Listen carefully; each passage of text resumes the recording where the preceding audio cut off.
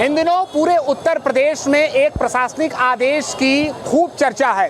दरअसल कांवड़ यात्रा वाले मार्ग पर प्रशासन द्वारा यह दिशा निर्देश दिया गया है कि उन मार्ग पर जो भी दुकानदार हैं उनको अपने पहचान को उजागर करना पड़ेगा।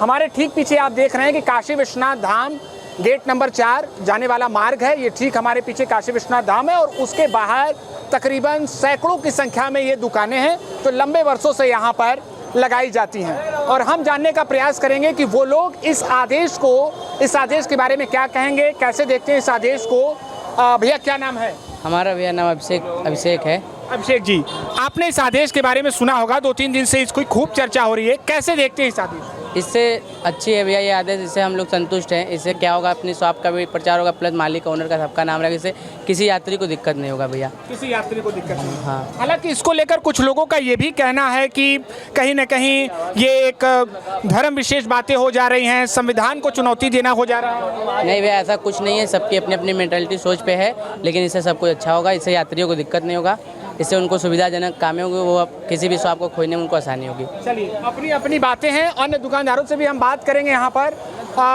यहाँ पे चलिए आइए, और लोग भी हैं, हम उनसे भी बात करेंगे। भैया महादेव, कैसे हैं? हम ठीक हैं। देखिए, 2-3 दिनों से हमारे उत्तर प्रदेश में एक प्रशासनिक आदेश की चर्चा है। कांवड़ यात्रा वाले मार्ग पर जो भी दुकानदार हैं, चाहे वो किसी धर्म के हों, उनको अपने नाम को उजागर करना पड़ेगा। एक सवाल है, आप इस आदेश को कैसे देखते हैं? सही है, एक तरीके से देखते हैं तो ठीक है। और क्या, जैसे कि जो भी चीज़ें हैं, तो अगर ये प्रशासन ने निकाली है तो कुछ सोच के ही निकाला होगा ना जी। अगर मान लीजिए, अगर जैसे कि अब मान लीजिए नाम दुकान किसी के और के नाम है और बोर्ड किसी का भी लगा है, तो ऐसा नहीं होना चाहिए। नाम उजागर होना ठीक बात भी है, और सही तरीके से देखिए तो एक अच्छी पहल है। हालांकि इसको लेकर राजनीतिक विरोधाभास भी शुरू हो गया। लोगों का कहना है कि कहीं ना कहीं धर्म विशेष बात नहीं, राजनीति इस पे नहीं होना चाहिए, ये गलत बात है। ठीक है। आप श्रद्धालु हैं? ले लिए प्रसाद। आप श्रद्धालु हैं? आप श्रद्धालु हैं भैया। कैसे देखते हैं इस फैसले को? सुना है फैसले के? बढ़िया फैसला है भाई योगी जी का। पता होना चाहिए ना कि कौन क्या है, उसके हिसाब से आप लोग फिर डिसीजन लेंगे करना क्या है। तो ये थी हमारी काशी विश्वनाथ धाम के ठीक बाहर स्थित दुकानदारों से बातचीत। ऐसे में श्रद्धालुओं का जो मंदिर परिसर में जाना है वो लगातार जारी है, और दुकानदारों का भी कहना है कि इसमें कोई दिक्कत नहीं। अगर पहचान बतानी है तो बताया जा सकता है, इसमें किसी बात का गुरेज नहीं होना चाहिए। उत्तर प्रदेश प्रशासन द्वारा जारी आदेश की चर्चा इन दिनों पूरे देश में है। दरअसल इस आदेश के अनुसार कांवड़ यात्रा वाले मार्ग पर दुकानदारों को अपनी पहचान बतानी होगी। हालांकि इसको लेकर न केवल विपक्षी दल बल्कि भारतीय जनता पार्टी के भी सीनियर नेताओं ने सवाल खड़ा किया है। वैसे बात कर लें काशी विश्वनाथ मंदिर की, तो बड़ी संख्या में श्रद्धालु यहाँ पर दर्शन करने के लिए आते हैं, और मंदिर परिसर के आसपास के जो गेट हैं वहाँ पर भी विभिन्न धर्मों के लोगों की दुकानें हैं। इस पर मंदिर प्रशासन क्या कुछ सोच रहा है, हम बात करेंगे। हमारे साथ श्री काशी विश्वनाथ मंदिर न्यास परिषद के अध्यक्ष प्रोफेसर नागेंद्र पांडे जी हैं, हम उनसे बात करेंगे। गुरु जी, प्रशासन के इस आदेश को आप कैसे देखते हैं? देखिए, ऐसा है, प्रशासन के आदेश का क्या मंतव्य है पहले समझना चाहिए। मंतव्य बहुत साफ है कि जो भी सामान जो भी बेचता हो, किसी को बेचने से मना नहीं किया गया, लेकिन उसकी पहचान होनी चाहिए खरीदार को। जो खरीदने जा रहा है वो तो कम से कम जान ले कि हम कहाँ से खरीद रहे हैं। तो एक मौलिक अधिकार है, उनको भी अपनी पहचान बतानी चाहिए, चाहे जो भी हो। और जो खरीदार है उसको भी ये जानने का हक होना चाहिए। वो कैसे जान पाएगा? उसको जब लिखित रहेगा, कुछ कोई लगा रहेगा, तो उसको पहचानने में सुविधा होगी। तो मुझे लगता है ये सुविधा देना ये बहुत आवश्यक है, और ऐसा होना ही चाहिए। मैं इसके पक्ष में हूँ। जी, कुछ लोगों का, कुछ नेताओं का ये कहना है कि देश संवैधानिक व्यवस्था, लोकतांत्रिक व्यवस्था से चलती है। अगर कोई दुकानदार अपना नाम बताता है जिसमें उसका धर्म की भी बातें रहती हैं, उसकी जाति की भी बातें होती है, तो कहीं ना कहीं ये सीधे संविधान को चुनौती है। कहीं कोई संविधान को चुनौती नहीं है। आप जो भी सामान बेच रहे हैं, जैसे मान लीजिए आप कह रहे हैं कि हम घड़ी बेच रहे हैं, तो हम कहेंगे ना आप कौन हैं, ताकि कोई दिक्कत हो तो हम फिरने के लिए आपके पास आएंगे, तो कोई ना कोई पहचान चाहिए ना।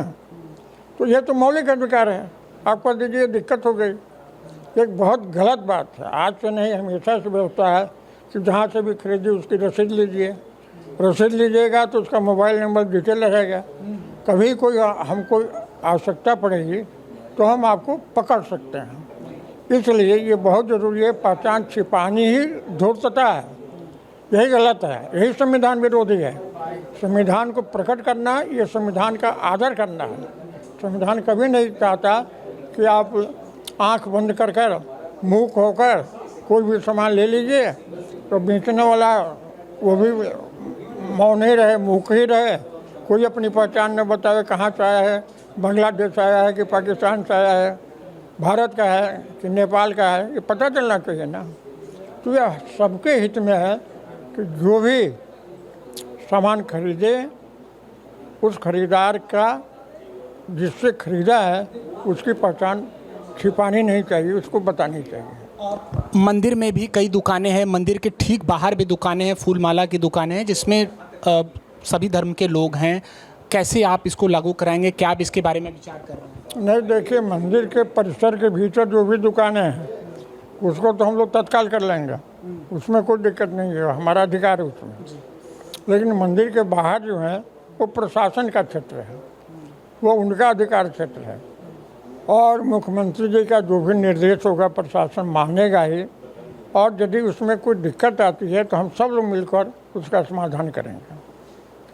गुरुजी, पवित्रता का भी एक आधार दिया जा रहा है। आपको क्या लगता है कि अगर धर्म विशेष की बात करें और एक पवित्रता की बात करें तो ये दोनों विषय अलग हैं या आप इसे कैसे देखते हैं? नहीं, देखिए, ये धार्मिक कार्यक्रम है। कोई आया विश्वनाथ जी का दर्शन करना है, उसको फूल माला अर्पित करना है, ये धार्मिक कार्य है।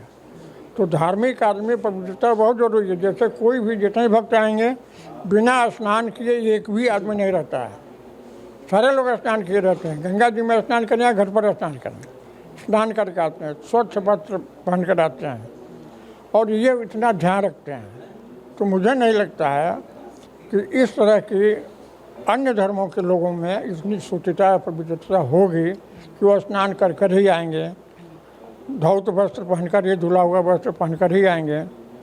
जो कुछ भी पवित्रता की मर्यादा है उसका वो ध्यान में रखेंगे, दूसरे वर्ग से अपेक्षा नहीं कर सकते। ऐसे में जी, एक अंतिम सवाल, यानी आप इस फैसले का स्वागत करते हैं और मंदिर में भी उसको क्रियान्वित करने के लिए? बिल्कुल, हम 100% इस आदेश के पक्ष में हैं। हम चाहते हैं कि जितना जल्दी हो सके ये लागू हो। प्रशासनिक अधिकारियों से भी मेरी अपील रहेगी कि इसमें विलम्ब न करें। अब सावन शुरू होने जा रहा है, भक्तों की भीड़ शुरू होने जा रही है, इसके पहले सारी व्यवस्था कर लेनी चाहिए। और जो कुछ भी मुझसे व्यक्तिगत रूप से एक अध्यक्ष के नाते अगर प्रशासन को किसी सहयोग की ज़रूरत है तो मैं हमेशा खड़ा हूँ। बहुत शुक्रिया बातचीत के लिए। तो ऐसे में मंदिर प्रशासन ने प्रशासन के इस आदेश का स्वागत किया है। एबीपी न्यूज़ के लिए वाराणसी से Nishant Chaturvedi. For exclusive and insightful videos, subscribe to our new channel ABP Live Premium.